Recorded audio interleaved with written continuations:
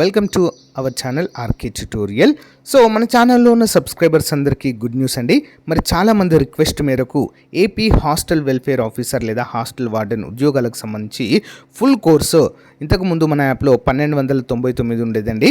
So దీనిని మళ్ళీ 799 రూపాయలకి అందచేయడం అయితే జరుగుతుంది 2 సంవత్సరాల వ్యాలిడిటీతో. సో కాబట్టి ఈ ఆఫర్ కేవలం 2 రోజులు మాత్రమే ఉంటుందండి. ఓకే, వెంటనే మరి పర్చేజ్ చేయండి. ఇందులో 1000కి పైగా క్లాసెస్ ఉంటాయి, టెస్ట్ సిరీస్ ఉంటుంది, పీడిఎఫ్ మెటీరియల్ కూడా ఉంటుంది. మూడవ 20 సంవత్సరాల ఎక్స్పీరియన్స్ కలిగిన ఫ్యాకల్టీ చేత క్లాసెస్ అయితే చెప్పించి అప్డేట్ చేయడం జరిగింది. Just 799 2 years validity. దీంతో పాటుగా గ్రూప్ 2 కోర్సు కూడా 999 అయితే ఉందండి. ప్రజెంటు ఈ 2 రోజులు ఆఫర్ పెట్టాము. జస్ట్ 499కే ఇది కూడా అందజేస్తున్నాము 1 year వ్యాలిడిటీతో. సో కాబట్టి గ్రూప్ 2 అభ్యర్థులు, హాస్టల్ వెల్ఫేర్ అభ్యర్థులు ఈ రోజే కోర్సును పర్చేజ్ చేయండి. ఏ విధంగా పర్చేజ్ చేయాలి? యాప్ లింక్ వీడియో డిస్క్రిప్షన్లో ఉంటుంది, డౌన్లోడ్ చేయండి. మీ మొబైల్ నెంబర్తో రిజిస్టర్ అయ్యి స్టోర్ ఆప్షన్లో కోర్సు ఉంటుంది, ముందు డెమో చూసి వెంటనే తీసుకోండి. లేదా ప్లే స్టోర్లోకి వెళ్ళి అక్కడ నుండి కూడా మన యాప్ డౌన్లోడ్ చేయవచ్చు, ఆర్కే ట్యుటోరియల్. ఓకేనా?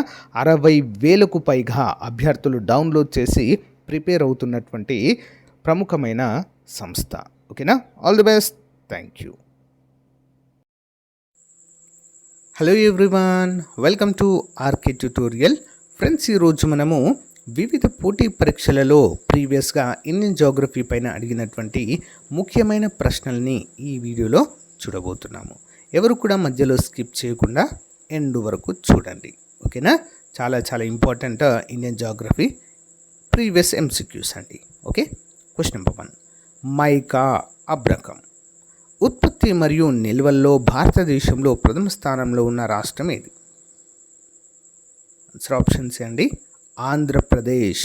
ఓకే, అబ్రకం లేదా మైకా నిల్వలలో, ఉత్పత్తి మరియు నిల్వలో చూద్దాం. మైకా ఉత్పత్తిలో ఆంధ్రప్రదేశ్, ముఖ్యంగా నెల్లూరు జిల్లా గూడూరు ప్రాంతం దేశంలోనే మొదటి స్థానంలో ఉందండి. Okay, next one. ఈశాన్య ఋతుపవనాల తిరోగమన ఋతుపవనాలు, వీటి వల్ల అత్యధిక వర్షపాతం పొందే తీరమేది? ఈశాన్య ఋతుపవనాల వల్ల. ఆన్సర్ ఆప్షన్ బి అండి, కోరమండల్ తీరము, అంటే తమిళనాడు ప్రాంతము. అక్టోబర్ డిసెంబర్ నెలలో వీచే ఈశాన్య ఋతుపవనాల వల్ల తమిళనాడు, ఆంధ్రప్రదేశ్ దక్షిణ భాగాలను కలిగిన కోరమండల్ తీరము అత్యధిక వర్షపాతాన్ని పొందుతుంది. నెక్స్ట్, భారతదేశంలో ఎత్తైన ఆనకట్ట, హైయెస్ట్ డ్యామ్ ఏది? ఏంటండి? ఆప్షన్ డి, తెహ్రీ ఆనకట్ట, ఉత్తరాఖండ్లో ఉంటుందండి ఇది. ఉత్తరాఖండ్ రాష్ట్రంలో భాగీరథి నదిపై నిర్మించిన తెహ్రీ డ్యామ్ 260.5 మీటర్లు. భారతదేశంలో అత్యంత ఎత్తైన ఆనకట్టగా దీన్ని మనము చెప్పుకోవచ్చు. Next one. దక్షిణ గంగా మరియు వృద్ధ గంగా అని ఏ నదిని పిలుస్తారు? దక్షిణ గంగా మరియు వృద్ధ గంగా అని. ఆప్షన్స్ అండి, గోదావరి నదిని పిలుస్తాము. దక్షిణ భారతదేశంలో అతిపెద్ద మరియు పొడవైన నది అయిన గోదావరి నదిని దక్షిణ గంగా లేదా వృద్ధ గంగా లేదా ఇండియన్ రైన్ అనే పేరుతో కూడా పిలుస్తారండి. ఇంపార్టెంట్. నెక్స్ట్, భారతదేశంలో అతి పురాతనమైన చమురు శుద్ధి కర్మాగారం, ఆయిల్ రిఫైనరీ ఎక్కడ స్థాపించబడింది?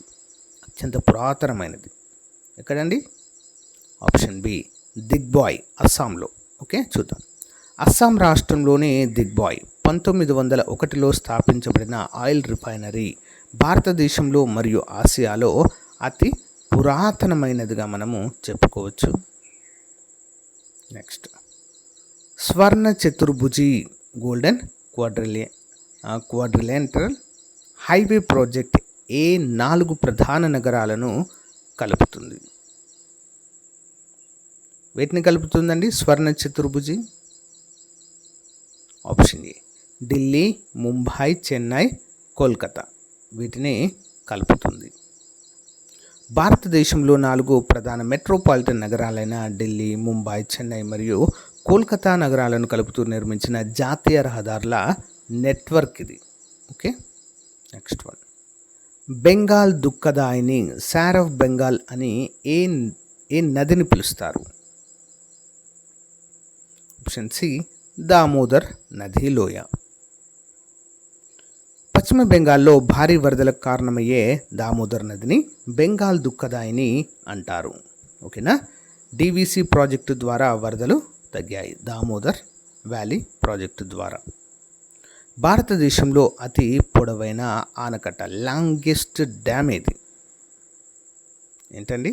Option A Hirakud. ఒడిషా రాష్ట్రంలో మహానదిపై నిర్మించిన హీరాకుడ్ డ్యామ్ ప్రపంచంలో మరియు భారతదేశంలో అత్యంత పొడవైన మట్టి ఆనకట్టగా చెప్పుకోవచ్చు. Next one. జనాభా సాంద్రత 2011 సెన్సస్ ప్రకారం ఏ రాష్ట్రంలో అత్యధికంగా ఉంది? ఆన్సర్ ఆప్షన్ సి అండి, జనసాంద్రత అడిగారు ఇక్కడ, జనాభా అడగలేదు. జనాభా అడిగితే ఉత్తరప్రదేశ్, బట్ జనసాంద్రత అంటే డెన్సిటీ అడిగితే మాత్రం బీహార్ అండి answer. Okay.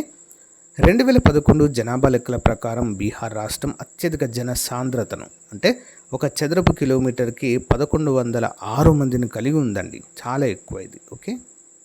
Next one. Silent valley జాతీయ ఉద్యానవనము ఏ రాష్ట్రంలో ఉంది? సైలెంట్ వ్యాలీ జాతీయ ఉద్యానవనం ఎక్కడండి? ఆప్షన్ బి, కేరళలో ఉంది. జీవ వైవిధ్యానికి ప్రసిద్ధి చెందిన silent valley national park Kerala రాష్ట్రంలోని పాలక్కడ్ జిల్లాలో పశ్చిమ కనుమలలో ఉంది. నెక్స్ట్. భారతదేశంలో ఏ రాష్ట్రం అత్యధిక ఇతర రాష్ట్రాలతో సరిహద్దును పంచుకుంటుంది? భారతదేశంలోని ఏ రాష్ట్రము అత్యధిక ఇతర రాష్ట్రాలతో సరిహద్దును పంచుకుంటుంది? ఆప్షన్ సి అండి, ఉత్తరప్రదేశ్. ఎన్ని రాష్ట్రాలతో అండి? ఉత్తరప్రదేశ్ రాష్ట్రం దేశంలో అత్యధికంగా 8 రాష్ట్రాలతో మరియు ఒక కేంద్రపాలిత ప్రాంతంతో సరిహద్దును పంచుకుంటుందండి. ఏంటది? ఉత్తరప్రదేశ్. నెక్స్ట్. క్రింది వాటిలో తూర్పు తీరంలో లేని ఓడరేవు ఏది? క్రింది వాటిలో తూర్పు తీరంలో లేని ఓడరేవు ఏంటండి? ఆప్షన్ డి, కొచ్చి అండి, కొచ్చి.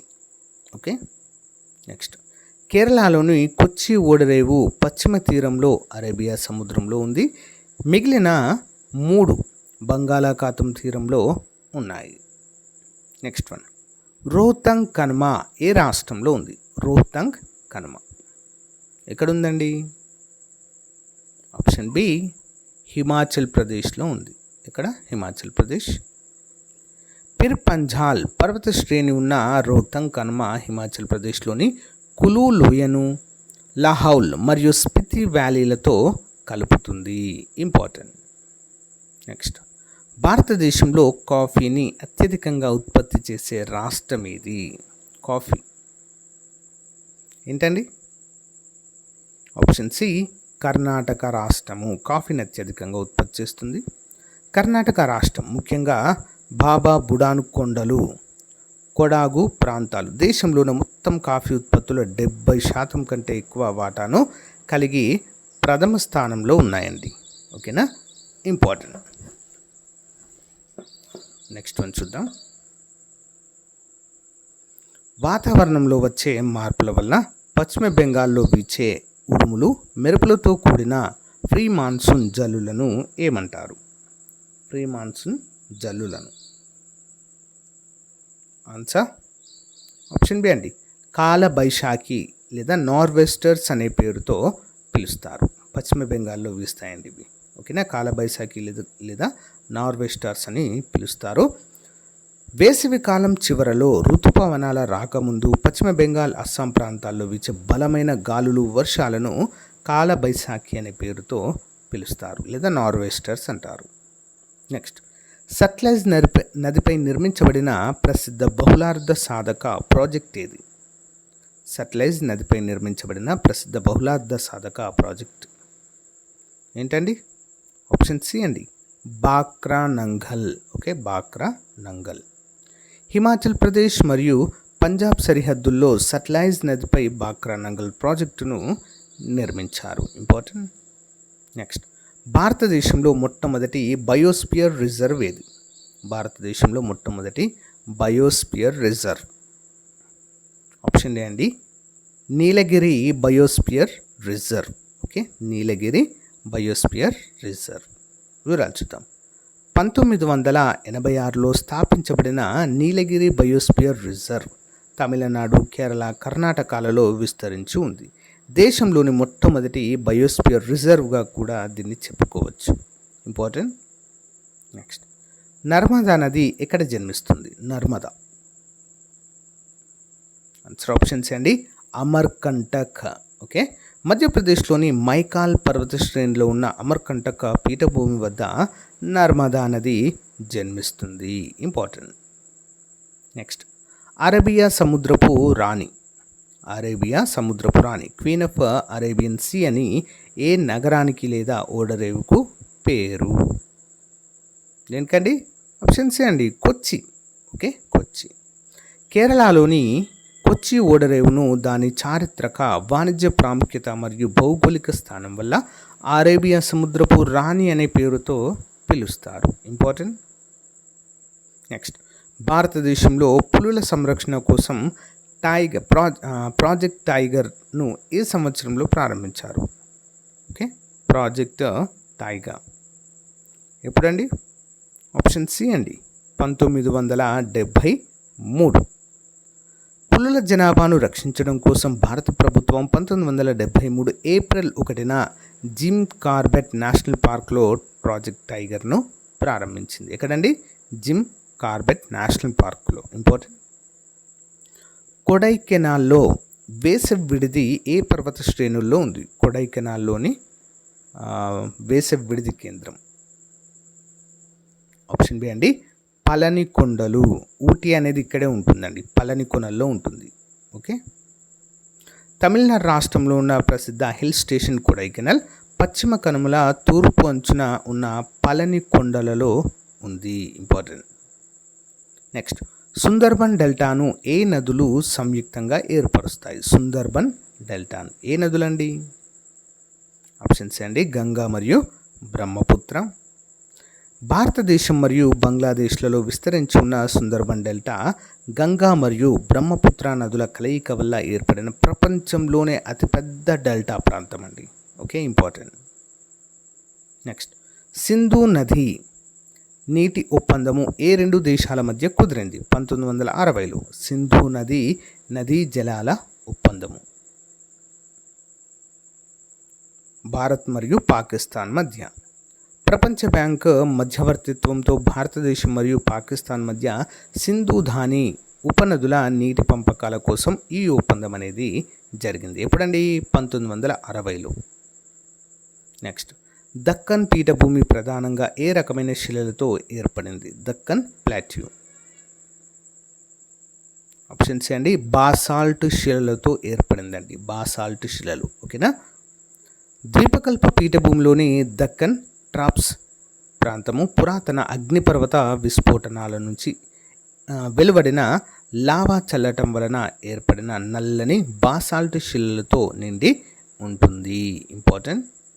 నెక్స్ట్, భారతదేశంలోని అత్యధిక వజ్రాల గనులు డైమండ్ మైన్స్ ఎక్కడ ఉన్నాయి? ఎక్కడండి?